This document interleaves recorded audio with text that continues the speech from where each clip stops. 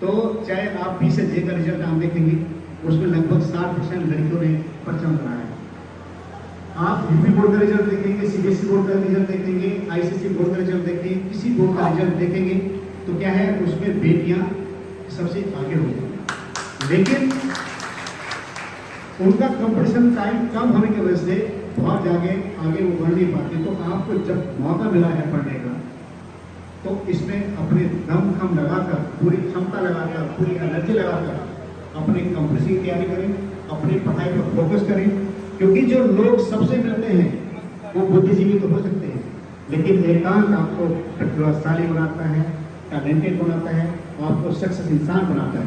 तो जितने यहाँ पे कंपटीशन पास करके आए हैं, इनके पता एक ही कॉमन चीज क्या है, सब में इनको सबको पढ़ने की हैबिट्स, अपने टाइम का सदुपयोग, टाइम मैनेजमेंट। जब दुनिया मौज मस्ती विवाह शादी कर रहे थे तो ये सारे पूछ लीजिएगा, ये सब लोग अपनी अपनी किताबों पढ़ रहे हैं। तो आपको अगर जीवन सफल होना है तो कुछ चीजें छोड़नी है, तब उसको ग्रहण करना है, पॉजिटिव लाइन डायरेक्शन पकड़ना है। हर क्लास में हर बनती है एक पॉजिटिव लाइन, एक नेगेटिव लाइन। जिस बच्चे ने पॉजिटिव लाइन पकड़ ली वो जीवन में सफल हो गए, और जिसने नेगेटिव लाइन पकड़ ली वो कुछ समय के बाद बर्बाद हो गई।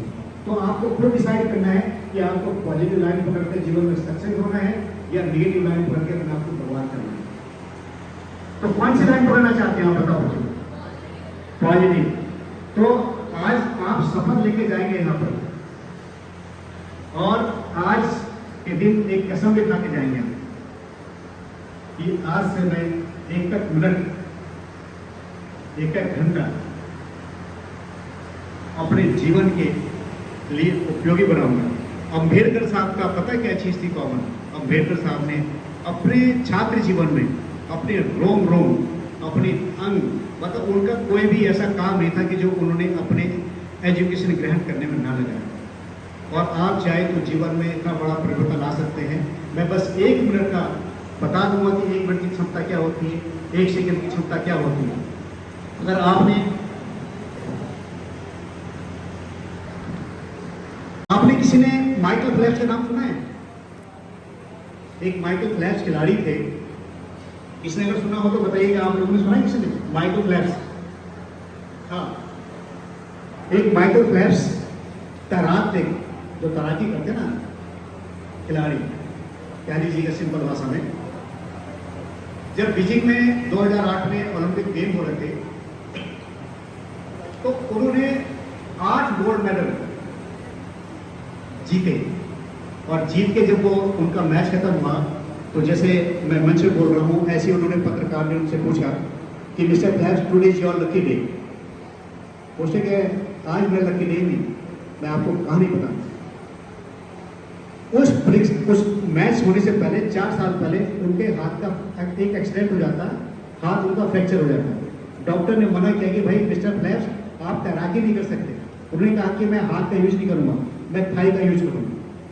उन्होंने 4 सालों में 10,000 घंटे, 10,000 घंटे को अगर हम 4 से डिवाइड करेंगे तो 2,500 घंटे। अगर हम उसको डेज में कन्वर्ट करेंगे तो 8 से 10 घंटे पर डे। किस चीज के लिए? आपने अगर देखा होगा रनर और विनर में कितना अंतर होता है, केवल नैनो सेकेंड का, माइक्रो सेकेंड का।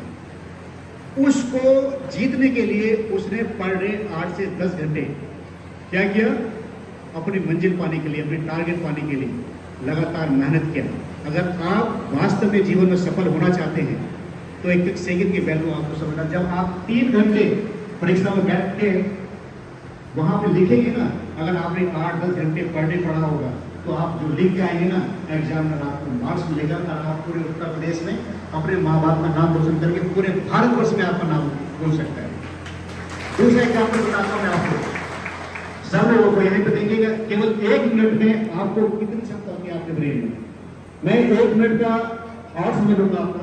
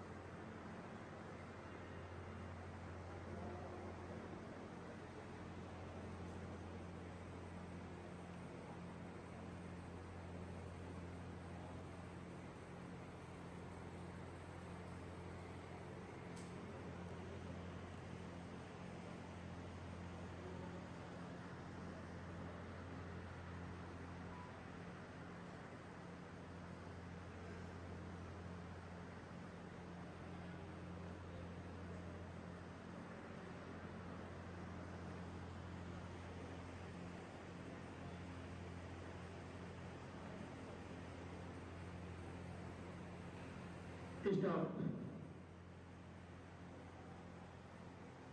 अभी 1 मिनट पूरा नहीं हुआ, अभी 59 सेकेंड टाइम हुआ है। अगर आपने अपने ब्रेन की क्षमता देखी होगी तो आपके ब्रेन ने 1 मिनट में कितनी सारी चीजें सोचनी होंगी। अगर आप चाहो ना, एक दिन में कोई भी सिलेबस, कोई भी किसी भी सब्जेक्ट का पूरी बुक पढ़ सकते हो और याद कर सकते हो। केवल 1 मिनट की क्षमता है। अगर आपने पूरी एनर्जी गोल के साथ आप आगे बढ़ना शुरू कर देंगे तो कोई रोक लेगा क्या अमरोहा के बच्चों को? कोई रोकेगा अमरोहा के बच्चों को? तो अमरोहा नंबर 1 बनेगा नहीं बनेगा? तो मैं 8 साल पहले भी बोल के गया था कि अमरोहा को हम नंबर 1 बनाना है। तो हम लोगों को अमरोहा को नंबर 1 बनाने के लिए जो 40 लाख जनसंख्या अमरोहा की, सबको एक कदम चलना पड़ेगा। यहाँ के टीचर एसोसिएशन, जो SC/ST टीचर एसोसिएशन के यहाँ पदाधिकारी बैठे हैं, मैं उनसे मैं अनुरोध करता हूँ कि आपका दायित्व केवल स्कूल में नौकरी करने तक नहीं है। आप सप्ताह में 1 बार शिक्षा चौपाल अपने मोहल्ले में लगाएं।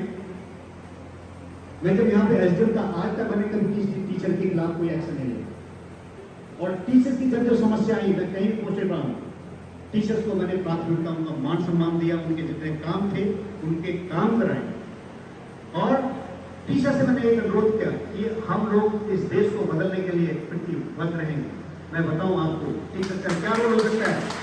जब दूसरे विश्व युद्ध में जापान पर अमेरिका ने अटैक किया, अब जापान को तहस नहस कर दिया। टीचर्स एसोसिएशन के लोगों ने वहां पर एक मीटिंग की और सबने कहा कि नहीं, अब हम अपने देश का, जापान का पुनर्निर्माण करेंगे।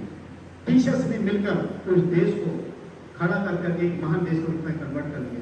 तो मैं देखिए समाज की जिम्मेदारी, अगर हम नौकरी के साथ साथ शिक्षा चौपाल के माध्यम से हम लोगों को प्रेरित कर दें, लोगों को जगा दें, बच्चों को स्कूल तक पहुंचाने में सबकी हेल्प ले लें, तो क्या ये समाज पीछे रह जाएगा क्या? और जब बाबा साहब उस समय वहां से पढ़ के आए, विदेश की 4 टॉप यूनिवर्सिटी, जो आज भी हम लोग नहीं सोच पाते। हर साल में 5-7 बच्चे विदेश में टॉप यूनिवर्सिटी में अम्बेडकर फाउंडेशन के माध्यम से उन बच्चों का एडमिशन कराने के लिए कोशिश करता हूँ। विदेशों में हमारे बच्चे ऑक्सफोर्ड, कोलंबिया यूनिवर्सिटी, इस तरह के बच्चे जाएं। और अगर किसी बच्चों को किसी तरह की कोई प्रॉब्लम आती है तो प्रेम प्रकाश सर, हम सारी पूरी टीम, हम अपने स्तर से उस बच्चे की किसी की पढ़ाई नहीं देते। आपके पास 10 लाख खर्च हो, 20 लाख खर्च हो, जितना भी खर्च हो, हमारी जिम्मेदारी ये बनती है कि हम उसको किसी भी माध्यम से, चाहे सरकार से, स्कॉलरशिप के माध्यम से, किसी संस्था के माध्यम से, किसी व्यापारी संगठन के माध्यम से, किसी भी बच्चे का अगर शिक्षा लगती है तो हम उसकी मदद करते हैं। एक भी बच्चा, मैं गाजियाबाद में पोस्टेड हूँ, पूरे भारत वर्ष में सबसे ज्यादा 7,000 बच्चों को राइट टू एजुकेशन में, जहाँ पर बड़े स्कूल DPS है, GD कॉलोनी का है, जयपुरिया है, बड़े बड़े स्कूल जो गरीब आदमी को अपने चौखट पे भेज चढ़ नहीं सकते, उन स्कूलों में हम लोगों ने वहां पर 7,000 बच्चों को एडमिशन कराकर अपने रिकॉर्ड बनाया। तो ये मेरे सिलेक्शन होने से कोई ना किसी में इसका सिलेक्शन होगा, जितने रिजल्ट कैंडिडेट के लोग हैं, लेकिन सिलेक्शन ऐसे लोगों का हो रहा है, समाज में प्रेरणा दें, समाज के लोगों को आगे बढ़ाएं।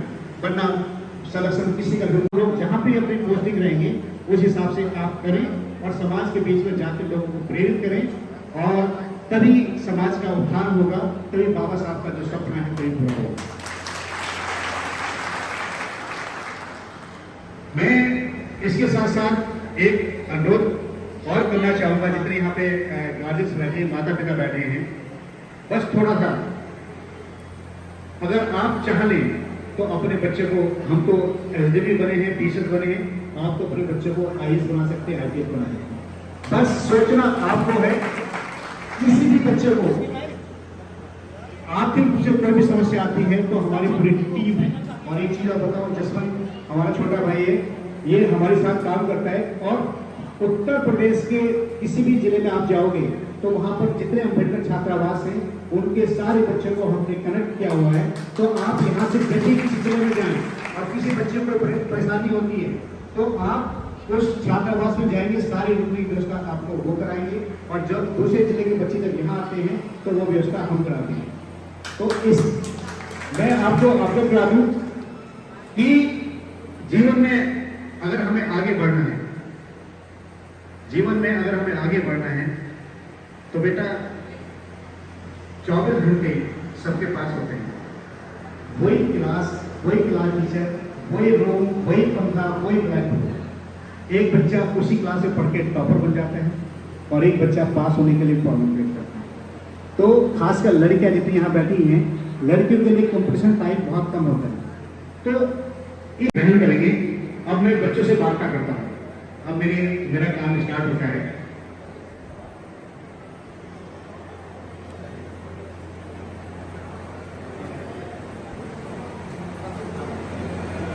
मैं यहाँ जितने हमारे ऑफिसर्स नए बने हैं, आकांक्षा एंड सचिन, सब लोगों से मेरी बात सुनेंगे।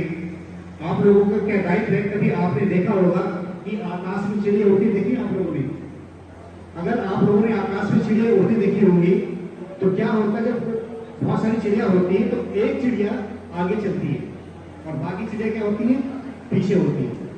तो उसके पीछे उद्देश्य क्या होता है, जब एक चिड़िया आगे फ्रिक्शन जो दबाव होता है एयर का, हवा का, वो हटाती है ताकि सारी चिड़िया थके ना। एक उसका नेतृत्व करती है, लीडरशिप करती है और बाकी चिड़िया पीछे चलती है। तो जैसे पूर्व में प्रेम प्रकाश सर ने समाज के लिए एक मार्गदर्शन दिखाया और उसको हमने इसको नेतृत्व करते हुए समाज के बीच में जाकर हम काम करते हैं। तो जब ये चिड़िया हम लोग थक जाएंगे तो आगे से होगा बड़े भाई से कि आप आए और हरि सिंह मौर्य जी के गले में माला पहनाकर, क्योंकि ये तो सबको माला पहना रहे हैं, लेकिन हम लोगों का दायित्व बनता है कि जो सम्मान कार्यक्रम करें उनका सम्मान होना चाहिए। तो मैं क्या ये आज तो आपने कमाल कर दिया इस तरह से।